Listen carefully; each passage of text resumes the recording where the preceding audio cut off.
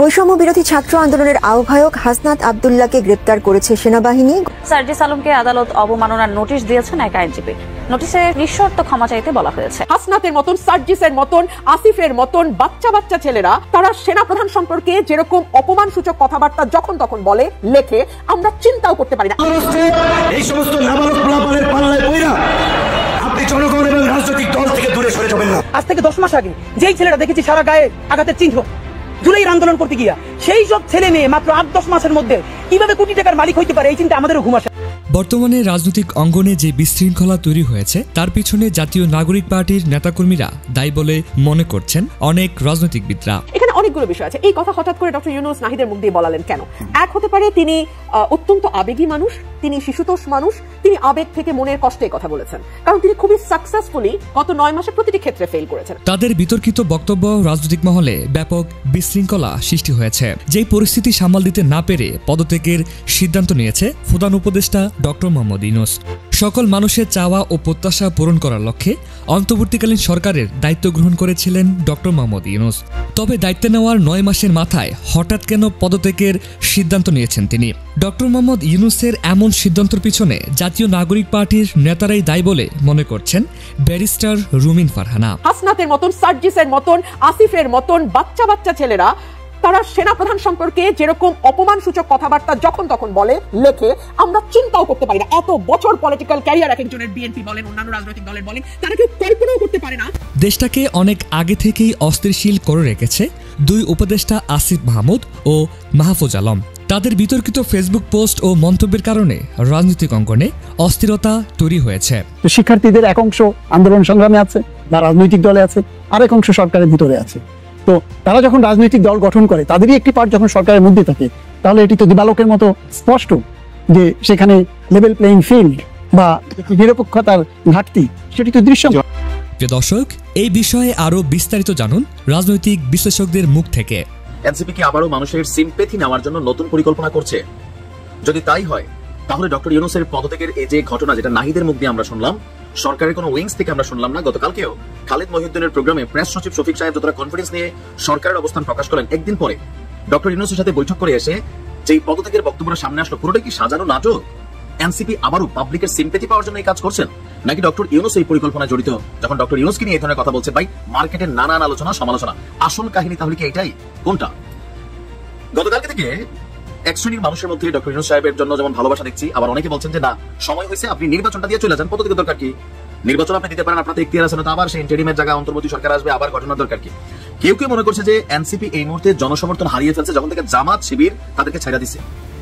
ইসিতে যে প্রোগ্রামটা গতকালকেও 2-2টা প্রোগ্রাম তারা করলো, কিন্তু মানুষের উপস্থিতি 1 থেকে 150। আর এতেই টেনশনে পড়ছে এই দলের নেতাকর্মীরা। বিএনপির সাথে টানা বাদানুবাদ এবং কি যত বড় মুখ নয় তত বড় কথা টাইপের বিভিন্ন অ্যাক্টিভিটিসে, এবং জামাতকে গোলাম আজম রাজাকার ইস্যু, জাতীয় সংগীত ইস্যুতে যেভাবে দূরে ঠেলা দিছে তারা, সকল কিছু মিলাইয়া এরা মাঠে এখন এনসিপির জনগণ খুঁজে পাচ্ছে না। এই যে ভাসমান জনগণ দেখতে, এগুলো কিন্তু রাজনৈতিক জনগণ। আমি বরাবরই একটা কথা বলি, এই দেশে নিরপেক্ষ কোনো জনগণ নাই। আওয়ামী জনগণ, বিএনপির জনগণ, জামাতি জনগণ, এনসিপি জনগণ, নুরুর জনগণ, মানে গণ অধিকার জনগণ, জাতীয় পার্টির জনগণ। এর বাহিরে দেশে ফাগলের একটা দল আছে। তার মানে মাঠে যাদেরকে দেখতো ভাড়াটিয়া জনগণ, যেমন এনসিপির প্রোগ্রামে জামাতের জনগণ আসে, এদেরকে বলা হয় ভাড়াটিয়া জনগণ। আবার জামাতও তাদের স্বার্থে এদেরকে পাঠায় মার্কেটে। এনসিপি পাওয়ারে আছে, বিভিন্ন জায়গায় তারাও সুযোগ সুবিধা পাচ্ছে মনে করছে। আবার একসময় বিএনপিও পাঠিয়েছে জুলাই আগস্টের বিভিন্ন সময়। তো যার কারণে তারা মনে করতো যে তারা ছাড়া, মানে তাদেরকে সারা বাংলাদেশের জনগণ চায়, কিন্তু রাজনীতির মাঠটা তো পিচ্ছিল। এখন যখন তারা দেখছে যে তারা সর্বসম্মতভাবে প্রত্যেকটি পলিটিক্যাল দলকে আউলাই ফেলছে, পিগড়াই ফেলছে, দেন তারা এই পরিকল্পনা করছে যে আমরা বলবো ডক্টর ইউনূস সাহেব পদত্যাগের চিন্তা করছেন। কিন্তু ভাই, ডক্টর ইউনূসের পদত্যাগের মতন কি ঘটলো? যদি ঘটে থাকে এর জন্য এনসিপি দায়ী। এনসিপি কেন দায়ী? এত আন্দোলন, এত চাওয়া, সরকারের উপরে এত প্রেসার ক্রিয়েট করা, এর বাইরে অন্যরা এসে কি করে নিয়ে গেছে? শুধু জবির ছাত্ররা, এটা একটা সাধারণ আবাসনটা একটা ঠুনকু জিনিস, যেটার জন্য তারা আন্দোলন করছে। মেয়র ইশরাক তার বৈধ পাওনা সে বুঝে নিয়ে গেছে, এটা তো গোলাইছে কেন? আবার এনসিপির মধ্যে পলিটিক্যালি কেন ইনভলভ হলো? বিষয়টা তো আদালত টু মেয়র ইশরাক ছিল, সরকারের সাথে কানেক্টেড, কিন্তু সবাই মিলে লেজে গুবর অবস্থা পাকাই ফেলছিল। আর এখন যখন এরা দেখছে এদের পিছনে কেউই নাই, নিজেরা ছাড়া, রাজু ভাস্কর্য ছাড়া, জুলাই ঐক্য, আরমানের ছেলেরা এই তিনখানায় থাকে, তারা জুলাই ঐক্য, আহত যোদ্ধাদের কিসের ঐক্য? আপনি দেখতেছেন কোথাও কোনো কিছু? যখন সব মাঠ ঘোলাই ফেলছে, দেন একটা পরিকল্পনা, একটা সাজানো নাটক, জনগণের সিম্পেথি নেওয়ার জন্য ডক্টর ইউনূসের সার্টিফিকেট তারা বিক্রি করছে। অনেকে বলছেন যে ডক্টর ইউনূসকে বরাবরই এরা বিক্রি করছে। আর এই জিনিসটা অনেকেই বলেন যে আপনারা, মানে আপনি, বিএনপির একটা বক্তব্য কিন্তু খুবই কমন, যে আপনি নিজের যে ইজ্জত সম্মান ইন্টারন্যাশনাল লেভেলে কামাইছেন, এদের জন্য আপনি হারাই ফেলবেন, কারণ এরা বিতর্কিত হয়ে গেছে। আর আপনি বিতর্কিত ক্যারেক্টারগুলোকে সেভ করতে গেলে আপনি নিজেও বিতর্কিত হয়ে যাবেন। যেমন হান্নান মাসুদ হয়েছে মব ভায়োলেন্সকারীদেরকে জামিন দেওয়া, আবার নাও হইতে পারে। কিন্তু গতকালকে নাহিদ বলার আগে এই দেশের মানুষ ভাবেই না যে ডক্টর ইউনূস পদত্যাগ করবে। ভালো খুশমেজাজ আছে, বিদেশি ডেলিগেটরা আসতেছে, নানান ঘটনা ঘটতেছে, বাট দিন শেষে নানান উত্তাল জল্পনা কল্পনা। আমি ভিডিও যখন রেকর্ড করছি তখন দিন কিন্তু শেষ, সন্ধ্যা ঘনাঘন, তাই না? ভিডিওটা যখন দেখছেন তো মনে হচ্ছে এটা কি সাধারণ নাটক ছিল? ডক্টর ইউনূস নিজেই বলতে পারতেন, তিনি তো কত ধরনের কথা বলেন দেশি বিদেশি ইন্টারন্যাশনাল গণমাধ্যমে। 3 দিন আগেও তিনি ব্রিফ করলেন যে তিনি জুনের আগে নির্বাচন, এখানে একটা ইস্যু হইতেও পারে। রাজনীতিতে ভাই কত কিছু যে দেশের মানুষেরা দেখায়, জনগণরা সবসময় বোধাই বানানো হয়, আমরা বোধাই অরিজিনালি। ভালো থাকো দর্শক। গতকালকে সারাদিন সারা রাত প্রধান উপদেষ্টা প্রফেসর ইউনূস পদত্যাগ করছেন নাকি করছেন না, কেন পদত্যাগের কথা বললেন, এটা কি সত্যি নাকি এটা এক ধরনের কৌশল, অনেকে ব্যঙ্গ করে নাটক বলছেন, কোনটা আসলে সঠিক, সেরকম নানা কথা আমরা শুনেছি। পদত্যাগের প্রসঙ্গ যখন উঠেছে তখন অনেকে বলেছেন যে পদত্যাগের প্রসঙ্গটা আনা এক ধরনের কৌশল। কৌশল হচ্ছে মানুষের, সাধারণ মানুষের, দেশের সাধারণ মানুষের এক ধরনের সিম্প্যাথি তো প্রফেসর ইউনূসের উপরে আছেই, বিশ্ববরেণ্য মানুষ তিনি, আরও বেশি সিম্প্যাথি, আরও বহুগুণ সিম্প্যাথি যেন তৈরি হয়, সেই চেষ্টা এই কৌশলের অন্যতম একটা বড় কারণ। আরেকটা কৌশল ছিল যে বিএনপিকে প্রেশারাইজ করা, বিএনপিকে প্রেশারে রাখা, এটা একটা কৌশল। এই দুই কৌশলের ব্যাপারে আলোচনা হয়েছে গতকালকে সারাদিন সারা রাত, এই আলোচনাতেই ছিল। কিন্তু এই আলোচনাতে যখন ছিল তখন বেশ কিছু বিষয় যদি পর্যবেক্ষণ করা যায়, পর্যালোচনা করা যায়, তাহলে ব্যাপারগুলো স্পষ্ট হয়ে যাবে যে প্রফেসর ইউনূসের পদত্যাগের ব্যাপারটা কি কৌশল ছিল, সত্য ছিল, মিথ্যা ছিল, নাটক ছিল, নাকি বিএনপিকে প্রেশার করার ব্যাপার ছিল। আবার আমরা ভেবেছিলাম যে প্রধান উপদেষ্টার যে আইসিটি সহকারী, বিশেষ সহকারী ফয়েজ আহমেদ তয়েব, তিনি যখন ফেসবুকে পোস্ট দিলেন যে প্রফেসর ইউনূস পদত্যাগ করছেন না, তাকে বাংলাদেশের দরকার, তিনি সেনাবাহিনী সম্পর্কে নানা ধরনের বিষোদ্গার করলেন, কথা শেষ করলেন ইনকিলাব জিন্দাবাদ বলে, তখন সেটা নিয়ে বিতর্ক তৈরি হলো। যখন কিছুক্ষণ পরেই তিনি ফেসবুক পোস্টটা ডিলিট করে দিলেন এবং আরেকটা পোস্ট দিলেন, বললেন যে আমার পোস্টটা আমার ব্যক্তিগত মতামত, এটাকে নিয়ে আপনারা কেউ নিউজ করবেন না অনুগ্রহ করে। তার মানে হচ্ছে যে তখনই ব্যাপারটা পরিষ্কার হয়ে গেল যে প্রধান উপদেষ্টা প্রফেসর ইউনূস যে পদত্যাগ করতে চেয়েছেন সেই জায়গা থেকে, সেই অবস্থান থেকে তিনি আসলে সরে আসেননি, তিনি সেই প্রক্রিয়ার মধ্যেই আছেন। তিনি পদত্যাগ করার প্রক্রিয়াতে কি টেলিভিশন ভাষণ দেবেন সেই ভাষণের খসড়াও তৈরি করে রেখেছেন তিনি, যে কোনো মুহূর্তে সেটা ঘটতে পারে। আবার জাতীয় সরকার তৈরি করা, নতুন সরকারের প্রধান উপদেষ্টা কে হচ্ছে, কারা কারা নতুন সরকারে আসছে, এরকম আলোচনাও চতুর্দিকে চলছে। কিন্তু সব থেকে বেশি আলোচনাটা যেটা হয়েছে সেটা হচ্ছে যে প্রফেসর ইউনূসের পদত্যাগের এই বিষয়টা কোনো কৌশল ছিল কিনা, কোনো রাজনৈতিক কৌশল ছিল কিনা, সিম্প্যাথি আদায়ের কোনো কৌশল ছিল কিনা, এবং সেই কৌশলটা সফল হলো কিনা, নাকি কৌশলটা পুরোপুরি ব্যর্থ হলো। পর্যালোচনা করলে বোঝা যাবে যে তার সেই কৌশল, যদি সেটা কৌশল হয়ে থাকে তাহলে কৌশলটা সফল হলো নাকি ব্যর্থ হলো। মোদ্দা কথায় কিংবা মোটা দাগে বলা যায়, তার যদি এটা কৌশল হয়ে থাকে তাহলে কৌশলটা পুরোপুরি ব্যর্থ হয়ে গেছে। বিভিন্ন রাজনৈতিক দলের বিভিন্ন কথা, রাজনৈতিক দলের যে ভাষ্য, সেই ভাষ্যগুলো পর্যালোচনা করলে তেমনটাই মনে হবে আপনাদের কাছে। সেই রাজনৈতিক দলের ভাষ্যগুলো যদি আমরা পর্যবেক্ষণ করি তাহলে পরিষ্কার হয়ে যাবে যে প্রকৃত সিনারিওটা কি ঘটলো, সামনে কি ঘটতে চলেছে, নাটকের আরো বাকি রয়েছে কিনা, সেই আলোচনা করবো এই ভিডিওতে। বলছিলাম প্রফেসর ইউনূসের পদত্যাগের বিষয়টা কি কোনো কৌশল ছিল কিংবা নাটক ছিল? যদি কৌশল হয়ে থাকে সেই কৌশল কি সফল হলো নাকি ব্যর্থ হলো? রাজনৈতিক দলগুলো কি বলছে? কৌশল হলে কৌশলটা এরকম যে মানুষের সিম্প্যাথি আদায় করা, বিশেষ করে রাজনৈতিক দলগুলোর সিম্প্যাথি আদায় করা এবং রাজনৈতিক দলগুলোকে একাট্টা করা, এক জায়গায় করা, সরকারের পক্ষে নিয়ে আসা এবং এক ধরনের সেনাবাহিনীর বিপক্ষে যেন অবস্থান নেয়, সেনাবাহিনী যেন কোণঠাসা হয়ে পড়ে, সেনাবাহিনীর কাছে যেন একটা সিগন্যাল যায়, সেরকম প্রচেষ্টা হতে পারে। কিন্তু সেটা যদি হয়ে থাকে তাহলে কি সেটা সফল হলো? একটু দৃষ্টিপাত দিই নুরুল হক নূরের গণ অধিকার পরিষদ, তারা কি বলছে, কালবেলা কি নিউজ করেছে আপনারা একটু দেখে নিন। তারা বলছে যে এনসিপির উপদেষ্টাদের পদত্যাগের দাবির দৃষ্টি সরাতেই প্রধান উপদেষ্টার পদত্যাগ নাটক, তারা এটাকে নাটক বলছে, নাটক উপাধি দিচ্ছে। অন্যদিকে রাশিয়ার রাজনীতিবিদ তিনি খুবই গুরুত্বপূর্ণ একটা মতামত দিয়েছেন। তিনি বলছেন যে 1952 ভাষা আন্দোলন থেকে যত ছাত্র আন্দোলন হয়েছে, কোনো ছাত্র আন্দোলনের পরে ক্ষমতার লোভ করেনি কিংবা ক্ষমতায় যেতে চায়নি, কিন্তু 24-এর আন্দোলনের পরে ঠিক উল্টাটা হয়েছে, এরা ক্ষমতার লোভ করেছে, ক্ষমতায় যেতে চেয়েছে। এবং তিনি আরেকটা কথা বলেছেন যে প্রফেসর ইউনূস যদি পদত্যাগ করতে চাননি তাহলে তাকে কেউ দড়ি দিয়ে বেঁধেও ঠেকাতে পারবে না। তার মানে তিনি খুবই স্পষ্ট বার্তা দিয়েছেন যে প্রফেসর ইউনূস যদি পদত্যাগ করতে চাইতেন তাহলে পদত্যাগ করেই ফেলতেন, তাকে ঠেকানো যেত না। তার মানে এখানে একটা রহস্যের গন্ধ রেখেছেন তিনি। এরপরে জামাতের প্রসঙ্গ যদি আসি, তাহলে জামাতকে সরকারের পাশে পুরোপুরি শতভাগ পাওয়ার কথা, কিন্তু শতভাগ কি জামাতকে সরকার পেয়েছে কাছে? আমার মনে হয় পায়নি। জামাত যেটা মন্তব্য করেছে এবং তার আগে জামাত প্রধান উপদেষ্টার সঙ্গে সাক্ষাতের আবেদনও করেছে, সাক্ষাৎ প্রার্থনা করেছে, এখন পর্যন্ত আমরা যেটা জানি সেটা হচ্ছে জামাত ইসলাম সাক্ষাতের অনুমতি এখন পর্যন্ত পায়নি। সেই জামাত যেটা বলছে সেটা হচ্ছে যে বিতর্কিতদের উপদেষ্টা পরিষদ থেকে বাদ দিতে হবে, বাদ দিয়ে উপদেষ্টা পরিষদ নতুন করে সামনে এগোতে হবে। তার মানে বিতর্কিত কারা, আসিফ মাহফুজ আলম সহ যাদেরকে বিতর্কিত বলা হচ্ছে তাদেরকে জামাত ইসলামের পক্ষ থেকে বাদ দিতে বলা হয়েছে। তার মানে পুরোপুরি জামাতকেও সরকার পাশে পেল না। আবার যদি সরকারের অনেক বড় একটা ক্ষমতার উৎস কিংবা এনসিপির অন্যতম কাছের যারা হেফাজত ইসলাম, যাদের সঙ্গে এনসিপির খুব খাতির, আওয়ামী বিরোধী, আওয়ামী লীগের নিষিদ্ধের দাবিতে শাহবাগী আন্দোলন, সেখানে হেফাজত অনেক বড় ভূমিকা পালন করেছিল, সেই হেফাজতের তরফ থেকেও খুব একটা সুবিধাজনক মন্তব্য কিন্তু আসেনি, বরং খুবই ইন্টারেস্টিং মন্তব্য এসেছে তাদের কাছ থেকে। খুবই ঝানু দেশপ্রেমিকের মতো কথা বলেছে তারা বলেছে যে প্রফেসর ইউনূস আমাদের অভিভাবক, সেনাবাহিনী আমাদের স্তম্ভ। তার মানে সেনাবাহিনীর অবস্থানকে তারা মেনে নিচ্ছে, সেনাবাহিনীকে রাষ্ট্রের অন্যতম স্তম্ভ মনে করছে। এক্ষেত্রেও সরকার কিন্তু হেফাজত ইসলামকে পরিপূর্ণভাবে কাছে পেল না। বিএনপি কি বলছে সেটা আগে থেকেই জানা, তারপরেও আরেকবার বলি, বিএনপি স্পষ্ট করে দিয়েছে যে কারো জন্য কারো শূন্য থাকে না, শূন্যস্থান পূরণ হয়ে যায়, কারো জন্য দেশ থেমে থাকে না। তার মানে হচ্ছে প্রফেসর ইউনূস পদত্যাগ করলে কিছু যায় আসে না, তার শূন্যস্থান পূরণ হয়ে যাবে, এটা তারা স্পষ্ট করে দিয়েছে।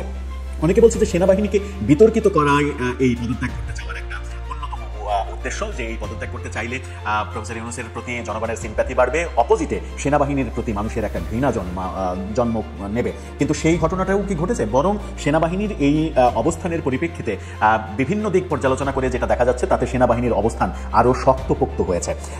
এই কথা যখন বলছি তখন আরেকটা ব্যাপার অনেকে আলোচনা করছেন, সেটা হচ্ছে যে গতকালকে শুক্রবারে জুম্মার নামাজের পরে একটা কথা ছড়িয়ে পড়েছিল যে জুম্মার নামাজের পরে এনসিপি চাইছে ধর্মভিত্তিক দলগুলো, বিশেষ করে হেফাজত এবং জামাত ইসলাম, ইসলামী আন্দোলন সহ বিভিন্ন দলকে জুম্মার নামাজের পরে মাঠে নামাতে এবং সেখানে সরকারের পক্ষে একটা তীব্র অবস্থান এবং সেনাবাহিনীর বিপক্ষে একটা শোডাউন করার প্ল্যান ছিল বলে বিভিন্নভাবে প্রচার হচ্ছিল।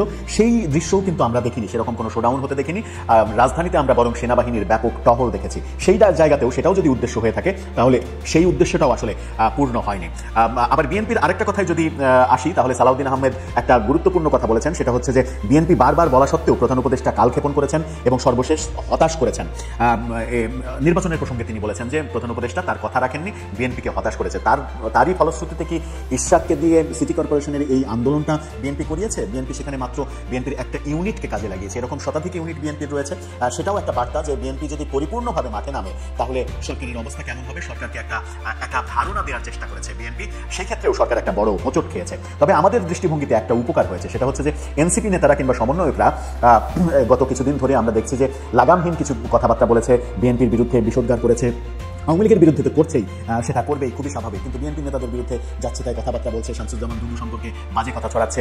এর আগে আমরা প্রেসিডেন্ট জিয়াউর রহমান সম্পর্কে বাজে কথা বলতে শুনেছি, তারেক রহমান সম্পর্কে বাজে কথা বলতে শুনেছি। সেই অধ্যত্বপূর্ণ আচরণ থেকে তাদের একটু সংযত আচরণ লক্ষ্য করা যাচ্ছে। যেমন সার্জিস আলম বলেছেন যে যখন বিএনপি শুধু নির্বাচন চায় তখন আমরা আঘাত পাই, আমরা কষ্ট পাই, এই ধরনের একটা একটু নিচু স্বরের কথা আমরা শুনতে পেয়েছি। আবার তিনি বলেছেন যে ডক্টর ইউনূস দায়িত্ব ছেড়ে দিলে দেশ অস্থিতিশীলতার দিকে চলে যাবে, এক ধরনের হতাশা তাদের কণ্ঠে শোনা গেছে। আবার এই কথা যখন গণমাধ্যমে প্রকাশ হয়েছে, তখন গণমাধ্যমের কমেন্টে গিয়ে আমরা দেখেছি সেখানে অনেকে কমেন্ট করেছে, যারা দেশকে অস্থিতিশীল করেছে গত 9 মাসে, যারা মবতন্ত্র কায়েম করেছে, জোর জুলুম করেছে মানুষের কাছে, গারো বাড়ি ভেঙেছে, বাড়ি গুড়িয়ে দিয়েছে, বুলডোজার তন্ত্র চালু করেছে। কেউ মব করলে তাকে যখন পুলিশ ধরে নিয়ে গেছে, তখন থানায় থেকে নেতারা গিয়ে সেই মবকারীকে ছুটিয়ে এনেছে। এই ধরনের কর্মকাণ্ড কিন্তু তাদের দ্বারাই লক্ষ্য করা গেছে। যখন আমরা এনসিপি নেতাদের একটু নিচু স্বরে কথার ব্যাপার বলছি, তখন আবার উল্টো স্বরে গান গাইতে দেখেছি আমরা এনসিপির আহ্বায়ক নাহিদ ইসলামকে। তিনি বলেছেন আবারও যে এখানে দিল্লির প্রেসক্রিপশনে কাজ হচ্ছে, অর্থাৎ সেনাবাহিনী দিল্লির প্রেসক্রিপশনে কাজ করছে, এরকম কথা বলার চেষ্টা করেছেন। তার মানে হচ্ছে যে কারো সুর একটু নরম হয়েছে, কেউ এখনো আগের সুরেই কথা বলছেন, এই ব্যাপারগুলো কিন্তু আমরা লক্ষ্য করছি। কিন্তু তারা এই বাস্তবতা কিংবা সরকার, এনসিপি কিংবা সরকার এই বাস্তবতা আসলে উপলব্ধি করতে বোধহয় এখন পারবে। এর আগে পারিনি বলেই এত সমস্যা তৈরি হয়েছে। আমরাও চাই সমস্যার সমাধান হয়ে যাক, তারা সুষ্ঠুভাবে দেশকে সামনে এগিয়ে নিয়ে যাক। সেই বাস্তবতা হলো তারা ভুলেই গিয়েছিল যে এই দেশে সব থেকে বেশি জনসমর্থন বিএনপির, যে সরকারকে তারা আন্দোলনের মাধ্যমে উৎখাত করেছে এবং পুরো জাতি একসময় একত্রিত হয়েছিল শেখ হাসিনা সরকারকে উৎখাতের জন্য। সেই শেখ হাসিনা সরকার অর্থাৎ শেখ হাসিনার দল আওয়ামী লীগ এবং বিএনপিরই কিন্তু জনসমর্থন সব থেকে বেশি। যদি দুইজনের জনসমর্থন এক জায়গায় করা যায়, সেটা 80 জনগোষ্ঠী বললে কিন্তু ভুল হবে না। এই বৃহৎ জনগোষ্ঠীকে আপনি যখন একেবারেই পরোয়া করবেন না, তখন এটা এক ধরনের নির্বুদ্ধিতা। কারণ আওয়ামী লীগের যখন আপনি বিচার চাইবেন, তখন নির্দিষ্ট যারা দোষ করেছে তাদের বিচার করতে হবে, যারা অপরাধ করেছে, যারা দুর্নীতি করেছে তাদের বিচার করতে হবে। কিন্তু যখন আপনি ঢালাওভাবে কেউ আওয়ামী লীগ করলেই তাকে ধরে নিয়ে জেলে ভরার কিংবা তাকে ধরে নিয়ে গিয়ে থানায় ঢুকিয়ে দেওয়া, জোর করে মবতন্ত্র কায়েম করে তাকে পুলিশকে বাধ্য করা, তার নামে মামলা দিতে কিংবা তাকে জেলে পাঠাতে, এই যে কর্মকাণ্ডগুলো হয়েছে, আবার আওয়ামী লীগের কথা খুবই স্বাভাবিক। আওয়ামী লীগ যে কর্মকাণ্ডগুলো তার শাসনামলে করেছে, তার বিরুদ্ধে মানুষের ক্ষোভ থাকারই কথা, সেই ক্ষোভই হয়তো এনসিপির নেতারা কিংবা সমন্বয়করা উগরে দিয়েছেন। কিন্তু বিএনপি বিএনপির বেলাতেও আমরা তাদের অশালীন বক্তব্য শুনেছি, কর্তৃত্বপূর্ণ বক্তব্য শুনেছি, বিএনপিকে আন্ডার এস্টিমেট করতে শুনেছি, কিন্তু বিএনপির একটা ইউনিটের, ঢাকার একটা ইউনিটের আন্দোলনেই কিন্তু সবকিছু একটু কেঁপে উঠেছে। তার মানে হচ্ছে তাদের বোঝার ভুল ছিল বলেই সর্বশেষে অনেকে বলছেন যে পদত্যাগের এই বিষয়টা সামনে এনে বিএনপিকে এক ধরনের প্রেশারাইজ করা, যে তোমরা এই ধরনের আন্দোলন সংগ্রাম এগুলো করলে আমি পদত্যাগ করে চলে যাব, সেই কথাও অনেকে বলছেন। কিন্তু বিএনপির অবস্থান স্পষ্ট যে কারো শূন্যস্থান শূন্য থাকে না, শূন্যস্থান পূর্ণ হয়ে যায়।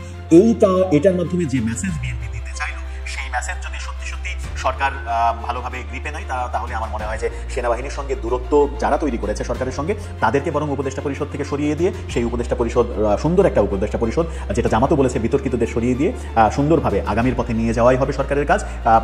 পদত্যাগ কোনো সমাধান নয়, কিন্তু তারপরেও হয়তো পদত্যাগের এই ঘটনাটা ঘটতে পারে, ঘটলে আবারও দেশে বিশৃঙ্খল পরিবেশের সৃষ্টি হতে পারে, যেটা আমাদের কারোরই আসলে প্রত্যাশিত নয়। পদত্যাগের এই বিষয়টা নাটক হোক, প্ল্যান করা হোক, কৌশল হোক, যে কিছুই হোক না কেন, দেশের জন্য কোনটা ভালো সেটাই আসলে সাধারণ মানুষের দিন শেষে ভাবনা। কারণ সাধারণ মানুষ, খেটে খাওয়া মানুষ, যে মানুষের সংখ্যায় আসলে 90%, দেশের 90% মানুষই তো সাধারণ মানুষ। সেই সাধারণ মানুষের প্রত্যাশা একটাই, তিনবেলা তারা খেয়ে পরে সুন্দর শান্তিতে নিরাপদে বাঁচতে পারছে কিনা, সেই পরিবেশ তৈরি করাই সরকারের কাজ। যে সরকারি ক্ষমতায় থাকুক না কেন, কোন সরকার ক্ষমতায় থাকলো, এটা কিন্তু সাধারণ মানুষের খুব একটা হেডেক নয়। তাদের চাওয়া দুমুঠো অন্ন আর একটুখানি শান্তি। দর্শক, আপনার কি মনে হয়? সব মিলিয়ে এগুলো যদি নাটক হয়ে থাকে, তাহলে এই নাটকের অবসান কি হবে কিংবা হতে চলেছে? আপনার মতামত জানিয়ে লিখতে পারেন আমাদের কমেন্ট বক্সে।